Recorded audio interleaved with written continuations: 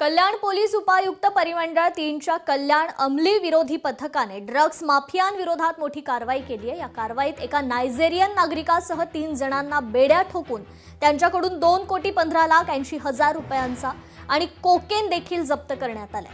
अंमली पदार्थ विक्रेत्यांविरोधात कल्याण पोलिसांनी तीव्र मोहीम हाती घेतली असून गेल्या वर्षभरात तब्बल 101 गुन्हे दाखल करत पोलिसांनी 146 ड्रग्स माफियांना बेड्या ठोकल्यात।